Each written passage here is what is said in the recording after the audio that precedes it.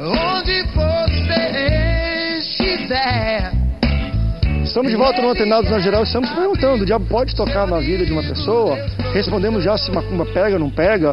Não, se você está com a vida no altar, tá fiel, tá com Deus, não se preocupa não, vai para o céu. Vai ter dificuldade de vez em quando, o diabo vai sim tentar te dar uma rasteira, mas Deus é contigo. Aí a gente também chegou a perguntar: podemos ver pessoas crentes, fiéis, possessas?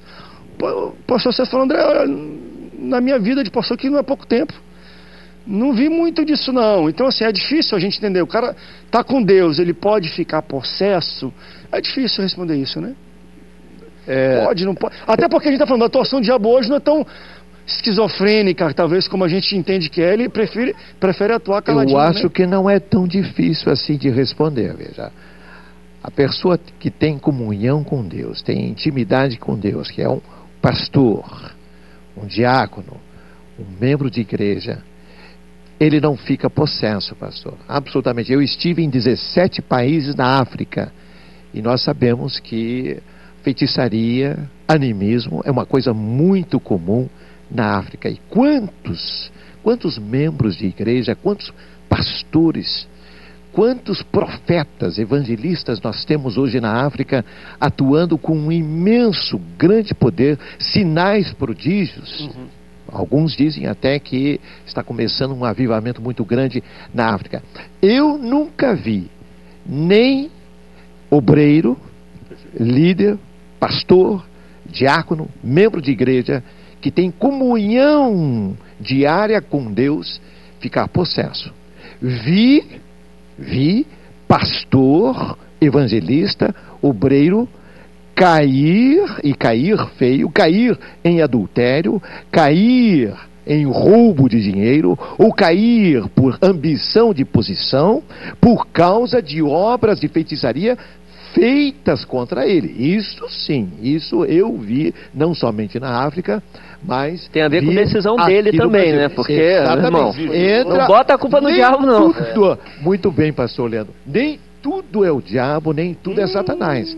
O pastor Leandro disse: levantar a mão e dizer eu aceito a Jesus. Olha, lá na África, como disse um conhecido, muito conhecido e muito eficiente missionário brasileiro lá, um missionário da Assembleia de Deus, conhecido como João Perninha, conhecido como João Pesca, tantas igrejas que ele criou, fundou da África. João Araújo, o nome dele. João Araújo, lá na África. Missionário da Assembleia de Deus de Mutuá. Do Mutuá. Isso, pastor lá Adilson. ele é conhecido como João Pesca, aqui como João Araújo, ou João Perninha. Ele diz: Sebastião, você quando está pregando numa igreja na África, você vai e diz assim, você aceita, não precisa nem dizer Jesus, falou em aceitar para o africano, ele já está erguendo o braço. Então, mas é só para lembrar o que o pastor Leandro diz assim, aceitar não veja, é você estabelecer e reconhecer o senhorio de Cristo Jesus na sua vida. Você faz isso e através do momento devocional diário que você faz, você todo dia está se convertendo, porque todos nós pecamos. É isso mesmo. Todos nós pecamos. Agora, como disse o pastor Celso, você fica no pecado, aí você estabelece a iniquidade, aí você reconhece, você está vivendo na iniquidade, aí você fica vulnerável, abre da legalidade, como disse o pastor Edmar, aí você abre uma brecha grande para o inimigo. Quer dizer, abrir a brecha, você dá oportunidade, e aí entra também a tua vontade, não é só o fato de fazerem macumba, ou feitiçaria, ou bruxaria, porque você seja no nível que for. Só pode ser tentado pela sua própria fraqueza. Então, o cidadão roubou, o cidadão adulterou, não são todos nós que estamos vulneráveis a adultério, não. Não somos todos nós. Não somos todos nós que estamos vulneráveis a roubos, não. Algumas pessoas têm umas fraquezas especiais nessas áreas. É o pecado predileto. Né? É o pecado predileto. Vai ver qual é a fraqueza do cara. Violência, por exemplo, violência. Tem pessoas que elas têm uma predileção, ou o inimigo persegue ele naquela área de violência. Eu tenho experiência com pessoas que eu discipulo que costuma agir de violência no mundo, chegando às vias de fato, E às vezes é muito difícil discipular essa pessoa, porque um pecado de morte está sempre perto dele, sempre do lado dele. Demora, às vezes meses, às vezes 1 ano, 2 anos, porque aquela situação de ele tirar a vida de alguém está sempre aparecendo. Coisa que não acontece comigo, não está sempre acontecendo comigo ou com você. Ou como algumas pessoas têm uma vulnerabilidade a mais para o adultério. Parece que ele atrai aquilo. O outro com dinheiro, parece que uma coisa que chama ele, é como se fosse um imã que chama ele. E outros não têm esses problemas assim tão sérios. Veja só, tem uma coisa interessante, que foi um grande mentor da minha vida, seu avô, pastor João Colenda Lemos, de saudosa memória. Foi um pai, lá estudei no seminário que ele era diretor, então ele dizia que pior do que o adultério, pior do que matar, é o espírito do adultério. É verdade. Às vezes tem pessoa que nunca adulterou, mas tem um espírito, né, maligno Nunca foi do na adultério. zona da prostituição, mas a zona vem para cabeça verdade, dele, está sempre ali verdade. dentro. Né, então, entra a palavra do Senhor que diz, quando a gente fala de brecha, da legalidade, se responde lá na palavra do Senhor que diz: não deis lugar ao diabo, ao maligno. E diz a palavra do Senhor que aquele que é de Deus, o diabo não toca nele, né? Ele é de Deus, ele é do Senhor. Todo dia ele tem aquele pacto, né? O pastor Leandro disse da questão de levantar a mão, irmão Sebastião, né? Disse que lá na África você fala: quem que é Jesus? Todo mundo Quem quer? Eu tenho uma viagem agora este ano, fizemos, eu e o irmão Sebastião, à Índia. Então na Índia tem mais de 3 mil deuses. Oferecer mais um. 300 mil deuses, eu não sei quantos. Mas uma árvore é um Deus, né? Aí a pessoa falou: quem que é Jesus? Jesus é bom, Jesus me salvou. Não, eu quero, mas ele quer para colocar Jesus naquela coleção dos 300, dos 200 que ele tem, que ele pensa assim: quanto mais deuses eu tiver, mais protegido eu estou, né? Engano, né? Porque Jesus, né, é o Senhor, ele é o único que pode, né? E quando você aceita Jesus, você tem que abrir mão de tudo, na verdade, né? Se render a Jesus, na verdade, se converter, né? Aceitar o Senhor Jesus é rejeitar, né, tudo e todos os outros. O que o pastor Leandro falou: quando aceita Jesus, tem que deixar aquilo te definir. Que nem falou, você faz uma escolha por adultério, por coisa, e se aquilo se define, aí você passa a ser aquilo, não eu fiz um deslize, não, eu sou aquilo. É a mesma coisa.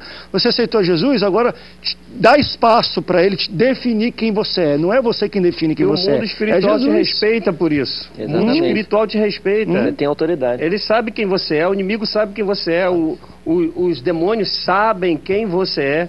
Quando você chega num lugar, ele não vai andar te perturbando para te possuir, falando no teu ouvido toda hora para você fazer alguma coisa que é da parte do mal, não. E as pessoas não crentes também sabem. Exato. Pastor Dimar, está na Bíblia. Nós tivemos um exemplo, eu tive um exemplo disso em Israel.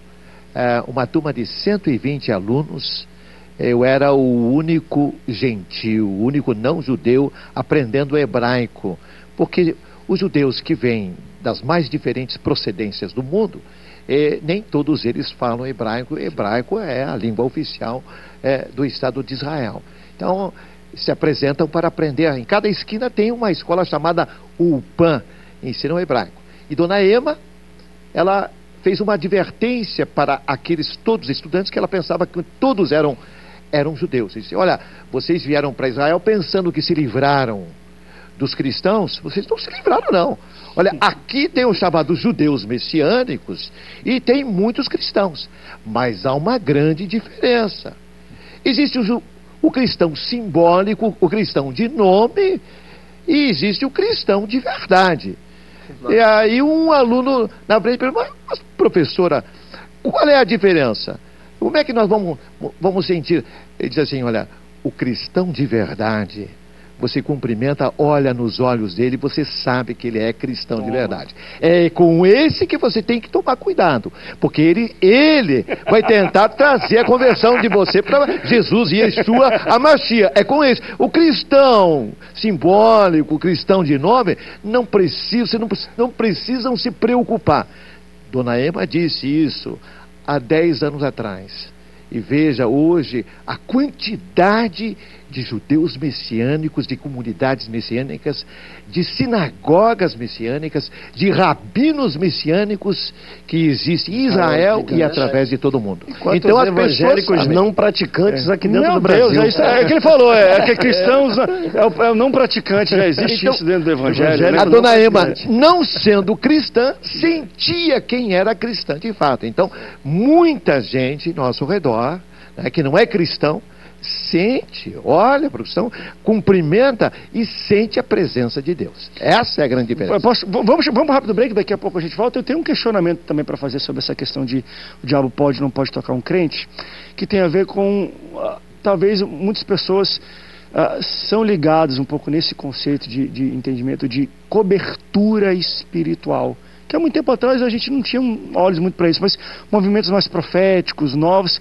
traz em voga essa questão de cobertura espiritual. Você está debaixo da autoridade de um pastor ou de uma liderança que tem uma proximidade com Deus, e por causa da unção e da proximidade daquele líder, você meio que tem um campo de força espiritual. É difícil o diabo te atingir pela cobertura que você tem.